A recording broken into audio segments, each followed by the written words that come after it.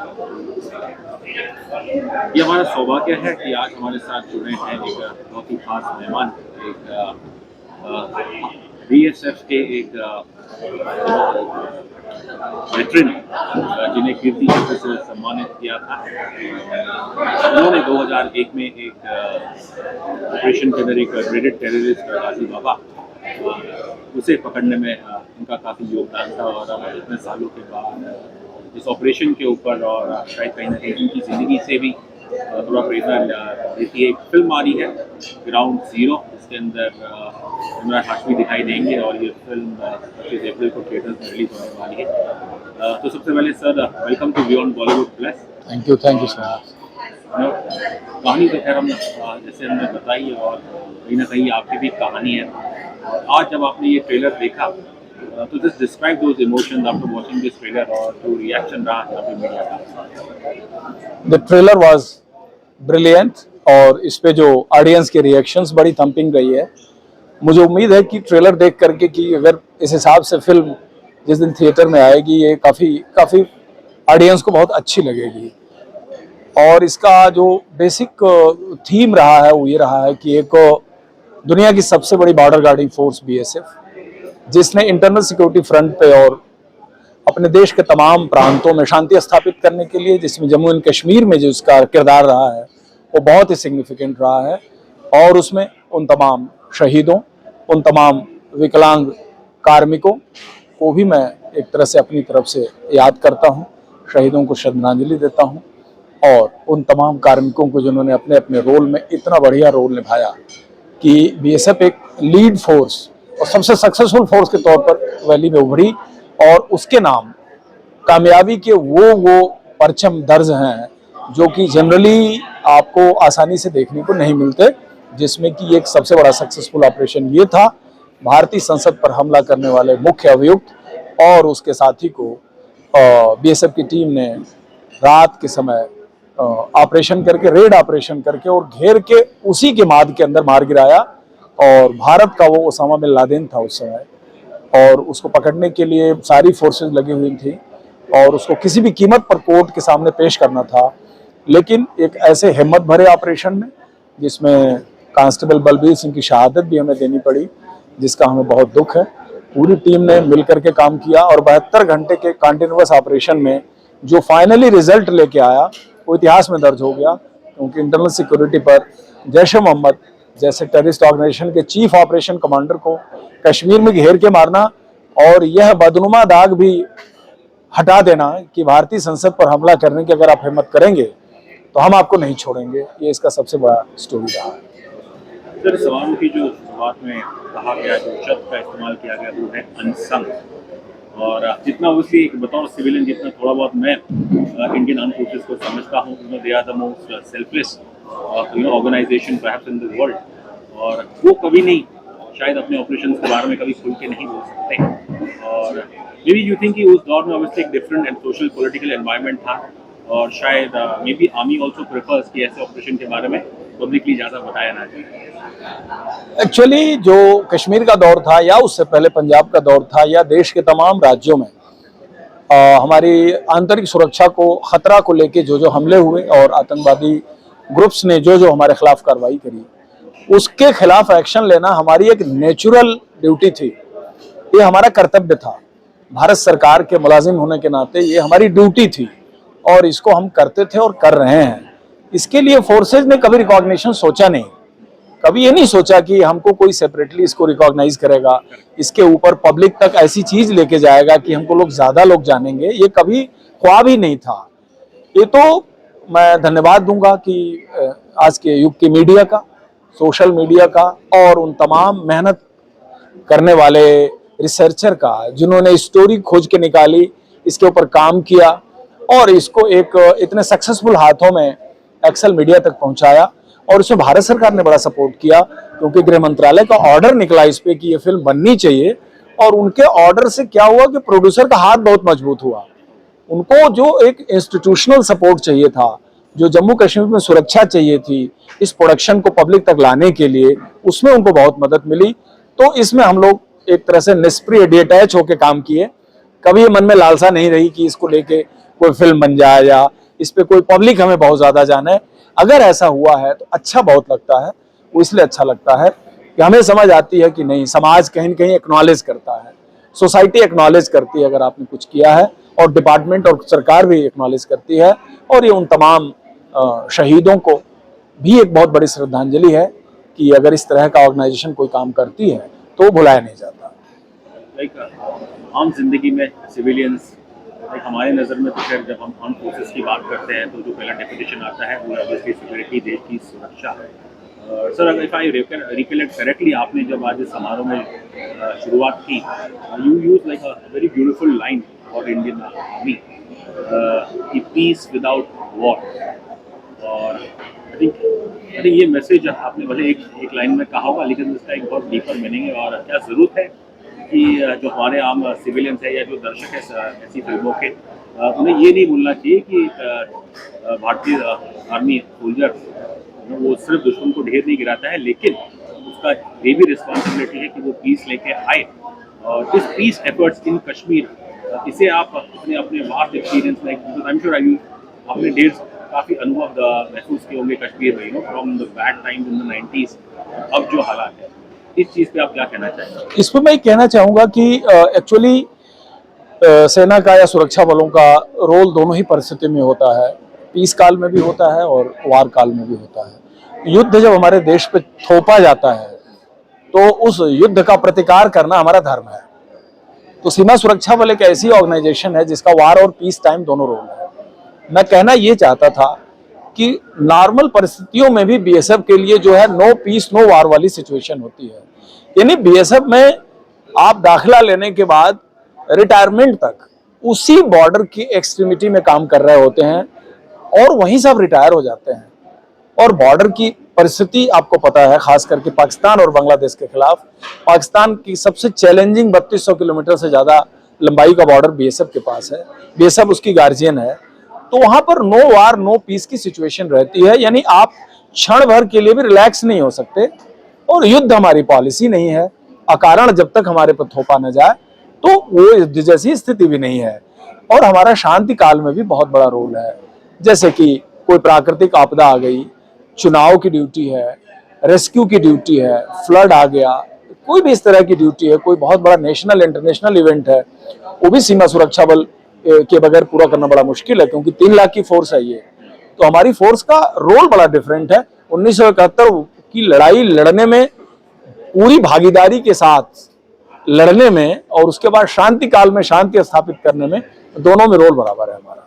कश्मीर का जो पिछले 2-3 सालों में जो एटलीस्ट देखने को मिलता है न्यूज़ द्वारा, यूट्यूब द्वारा, और जब मैं देखता हूँ कि कैसे युवा हीरोज आ रहे हैं सिविलियंस, स्पोर्ट्स में है, तजमुल इस्लाम है, निकत जरीन है, शीतल देवी है, और इस चेंज को आप जाहिर है आप बहुत देखते होंगे। Last time you went to Kashmir? मैं कश्मीर पिछले साल ही गया था 2024 में, और कश्मीर में पिछले 3-4 सालों में बहुत बड़ा चेंज आया है। जो एक मास, एक पब्लिक के अंदर एक एजिटेटेड फीलिंग्स हुआ करती थी, वो बहुत कम हो गई है। और जो नया यूथ है वो अब पुरानी चीजों को एक इतिहास के पन्ने की तरह से देखता है।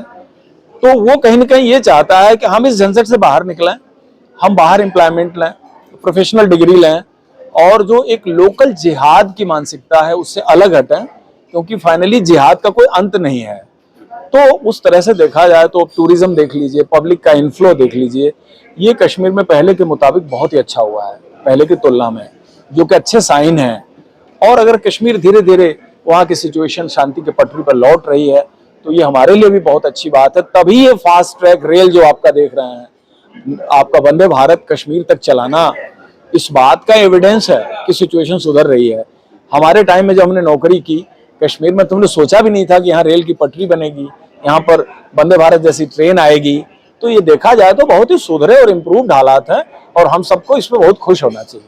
अब तो शायद वापस सिनेमा घर खुल गया है कई सालों के बाद। हाँ, पैलेडियम सिनेमा, ऐसे बंटवारा में जो पिक्चर हॉल होते थे, दोबारा उसमें दिन में शो तो होने लग गए हैं। नाइट शो के बारे में मुझे नहीं ज्ञान है भी लेटेस्ट। तो एक तरह से रिवर्सल टू द पीस है, एक शांति के तरफ वापसी है, जो एक बड़ा संदेश है। और इसमें जितना अच्छा किया जाना चाहिए वो करना चाहिए। सर ऑब्वियसली भारतीय सेना आर्म फोर्सेस वो तो जी जान से अपना काम करती है। जब ऐसी फिल्में आती है तो ऑब्वियसली एक देशभक्ति को जागरूक करती है। लेकिन बताओ सिटीजन का हमें इस चीज़ का भी ध्यान रखना चाहिए कि ये देशभक्ति कोई वॉर मॉन्गरिंग में तब्दील ना हो जाए, बिकॉज हमें हमारे जवान वो खुशहाल चाहिए अपने परिवार के साथ। क्या करेंगे? देखिए, जब कोई भी जवान युद्ध नहीं चाहता, किसी की युद्ध की इच्छा नहीं होती है, तो लेकिन युद्ध जब थोपा जाता है, और हमने पुराने जितने युद्ध लड़े हैं अपनी सीमाओं के लिए लड़े हैं, तो जब कहते हैं कि जब युद्ध थोपा जाता है तो हमारा मातृभूमि की रक्षा करना कर्तव्य है, क्योंकि गीता ने हमें यही बताया है, हतोवा प्राप्त स्वर्गम जीत्वा वा भोक्ष्यसे महीम। तो युद्ध में आप अगर जीते तो स्वर्ग प्राप्त करेंगे। तो ये युद्ध जब धर्म युद्ध में तब्दील होता है तो हमारा कर्तव्य है कि हमें अपने राष्ट्र की रक्षा करनी है, लेकिन हम अपने तरफ से किसी भी देश को प्रोवोक नहीं करते। हम युद्ध चाहते नहीं हैं, युद्ध के लिए ललकारते नहीं हैं, लेकिन अगर कोई देश, कोई पड़ोसी हमें युद्ध के लिए उकसाएगा तो वहां हमें शांत बैठने की सिखलाई हमको नहीं दी गई है। पत्थरों में छुपी हुई शांति हम पसंद नहीं करते, हम वो शांति पसंद करते हैं जो दोनों पड़ोसी या जितने पड़ोसी मुल्कों के साथ मिलकर काम करना, उनके साथ अच्छे रिलेशन रखना। दोनों मुल्कों के अवाम को आप एक संदेशा देना चाहेंगे कि मैं यही संदेशा देना चाहूंगा कि युद्ध से कुछ अचीव नहीं हुआ है। 1948, 1965, 1971, कारगिल वार, ये सारे वार हो चुके हैं हमारे भारत की आज़ादी के बाद ही। इतने बड़ा मुल्क दो हिस्से में बटा था, इन वार से अचीव कुछ नहीं हुआ है।